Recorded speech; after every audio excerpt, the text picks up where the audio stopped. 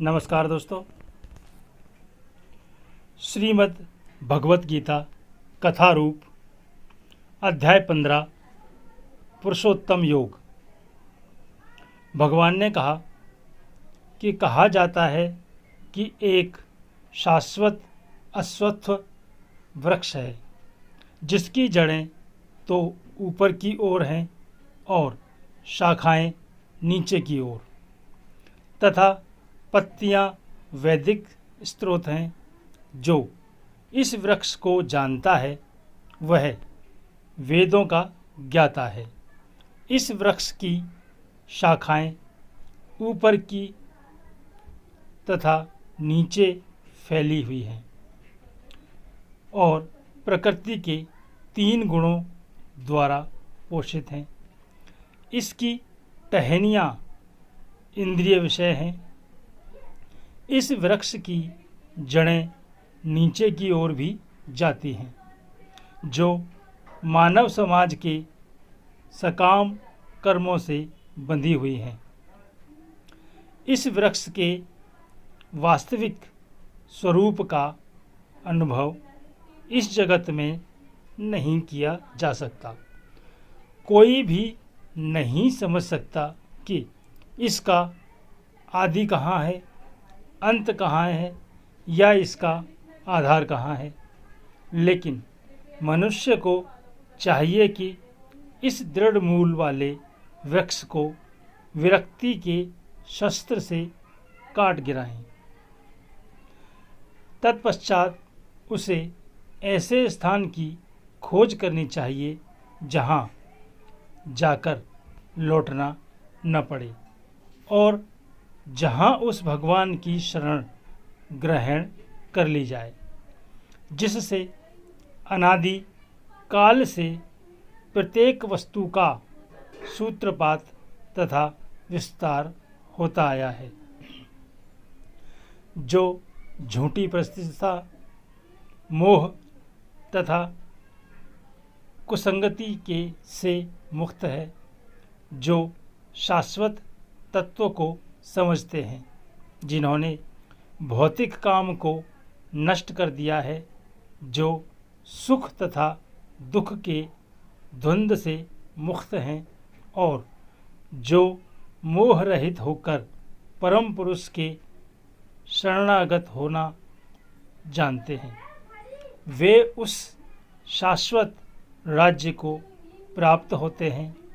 वह मेरा परम धाम न तो सूर्य न चंद्रमा के द्वारा प्रकाशित होता है और न अग्नि या बिजली से।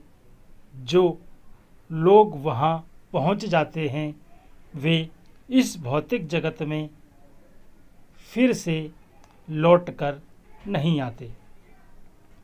इस बद्ध जगत में सारे जीव मेरे शाश्वत अंश हैं। बद्ध जीव के कारण वे 6 इंद्रियों से घोर संघर्ष कर रहे हैं, जिनमें मन भी सम्मिलित है। इस संसार में जीव अपनी देहात्म बुद्धि को एक शरीर से दूसरे शरीर में उसी तरह ले जाता है जिस तरह वायु सुगंधित को ले जाता है। इस प्रकार वह एक शरीर धारण करता है और फिर इसे त्याग कर दूसरा शरीर धारण करता है। इस प्रकार दूसरा स्थूल शरीर धारण करके जीव विशेष प्रकार का कान, आँख, जीभ, नाक तथा स्पर्श इंद्रिय, त्वचा प्राप्त करता है, जो मन के चारों ओर संपूजित हैं। इस प्रकार वह इंद्रिय विषयों के एक विशिष्ट समुच्चय का भोग करता है। मूर्ख न तो समझ पाते हैं कि जीव किस प्रकार अपना शरीर त्याग सकता है, नहीं वे यह समझ पाते हैं कि प्रकृति के गुणों के अधीन वह किस तरह के शरीर का भोग करता है, लेकिन जिसकी आँखें ज्ञान में प्रशिक्षित होती हैं वह यह सब देख सकता है। आत्म साक्षात्कार को प्राप्त प्रयत्नशील योगी जन यह सब स्पष्ट रूप से देख सकते हैं, लेकिन जिनके मन विकसित नहीं हैं और जो आत्म साक्षात्कार को प्राप्त नहीं हैं, वे प्रयत्न करके भी यह नहीं देख पाते कि क्या हो रहा है। सूर्य का तेज जो सारे विश्व के अंधकार को दूर करता है, मुझसे ही निकलता है। चंद्रमा तथा अग्नि के तेज भी मुझसे उत्पन्न है। मैं प्रत्येक लोक में प्रवेश करता हूँ और मेरी शक्ति से सारे लोक अपनी कक्षा में स्थित रहते हैं।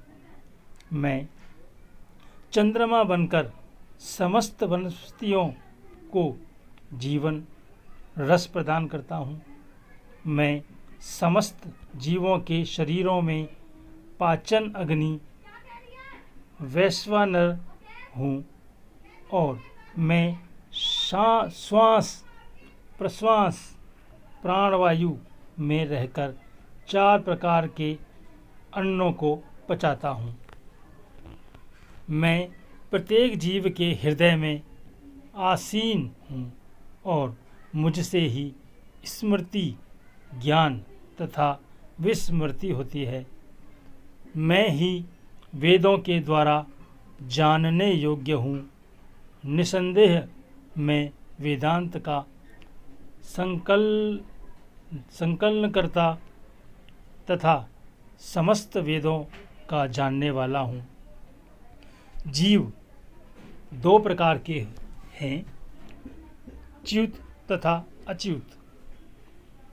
भौतिक जगत में प्रत्येक जीव च्युत यानी क्षर होता है और आध्यात्मिक जगत में प्रत्येक जीव अच्युत यानी अक्षर कहलाता है।